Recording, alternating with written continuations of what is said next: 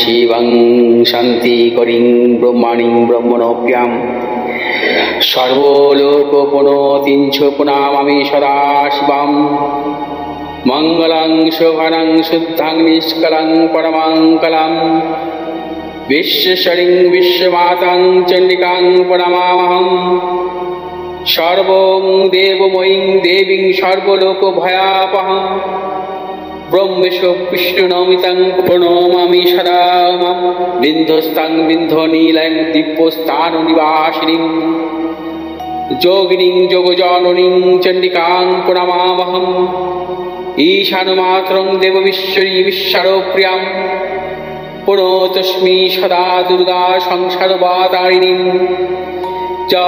ইদং পঠতি শস্ত্রং সিনুয়াদুবাপি যে নর সमुक्त सर्वपापभ्यो मोचते दुर्गायुष्यः ॐ आयुर्देहि यशो देहि भाग्यं भगवती देहि मे पुत्रां देहि धनं देहि सर्वान् कामश्च देहि मे प्रचण्डे पुत्रदे नित्यं सुप्रीति शिरोनायिके कुलोत्पत्ति करे चक्रे जयं देहि नमोस्तुते रुद्रचण्डे प्रचण्ड सायिषी प्रचण्ड बलशालिनी रक्षमां सर्वतो देवी विश्वेश्वरी नमस्तुते दुर्गे तारिणी दुर्गे तं सर्वाशुभनिवारिणीं धर्मार्थ मोक्षदे देवी नित्यं मे वरदा भव दुर्गे दुर्गे महाभागे ताई मां शङ्करे प्रिये महिषासिंहमदोमत्ते पुनतस्मै प्रसीद मे हरो पापं हरो क्लेशं हरो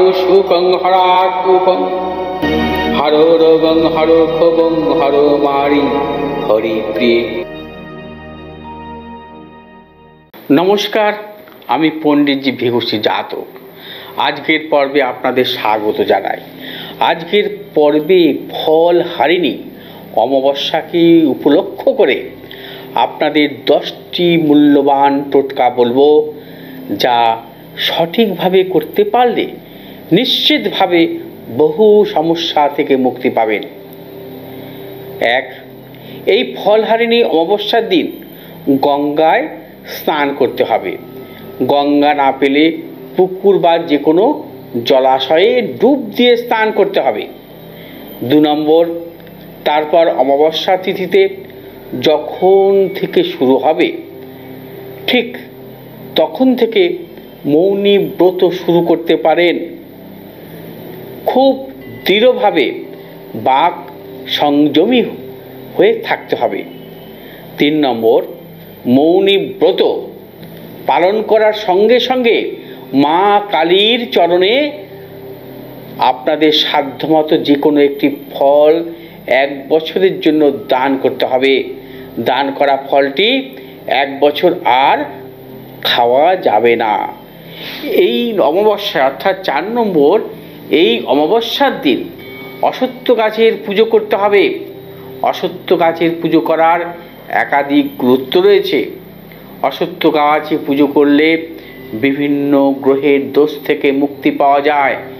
জন্মকুণ্ডলিতে যদি চন্দ্র মঙ্গলের দোষ থাকে তাহলে কালো তিল, দুধ ও গঙ্গা জল সহকারে অশ্বত্থ গাছের পুজো করলে খুব ভালো ফল পাওয়া যায়। 5 নম্বর, এই দিন মা কালীর সঙ্গে সঙ্গে শিবের পুজো করতে হবে। নিয়ম অনুসারে পঞ্চামৃত দিয়ে শিব ঠাকুরের পুজো করতে হবে। পঞ্চামৃত আপনি নিজেরা বানিয়ে নেবেন। দুধ, দই, ঘি, মধু এবং চিনি সহযোগে। 6 নম্বর, এই দিন পুজো হয়ে যাওয়ার পর কোনো গরিব দুস্থকে বস্ত্র ও খাবার দান করতে হবে। 7 নম্বর, লেখাপড়া করা শিশুদের এই দিনই পড়াশোনার জিনিস দান করা যেতে পারে। 8 নম্বর, ফলহারিণী অমাবস্যায় দেবী কালীর উদ্দেশ্যে একটি নারকেল নিবেদন করে লাল কাপড়ের মুড়ে বাড়ির উত্তর পূর্ব কোণে অর্থাৎ ঈশান কোণে রাখুন, বাস্তু দোষ দূর হবে। 9 নম্বর, যে কোনো সুগন্ধি বা আতর অমাবস্যা চলাকালীন পুজোয় নিবেদন করুন। ওই সুগন্ধি বাড়িতে ছড়ালে অশুভ শক্তি দূর হবে, বা শরীরে দিয়ে শুভ কাজে গেলে সফলতা আসবে। 10 নম্বর, একটি লাল কাপড়ে ময়ূরের পালক দিয়ে হলুদ দিয়ে নিজের মনস্কামনা লিখে দেবী কালীর উদ্দেশ্যে নিবেদন করুন এবং পরদিন জলে বিসর্জন দিন, মনস্কামনা পূর্ণ হবে। এমন আরও টোটকা, উপাচার ও জটিল সমস্যার সহজ সমাধান পেতে দেখতে থাকুন আমার প্রতিটি অনুষ্ঠান। আগামী ফলহারিণী অমাবস্যা আমি তারাপীঠে থাকব।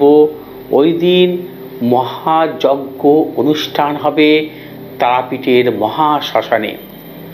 আপনারা উপস্থিত থাকতে পারেন এবং আপনারা অনলাইনের মাধ্যমে আমার সমস্ত লাইভ অনুষ্ঠানটি আপনারা কিন্তু দেখতে পারেন।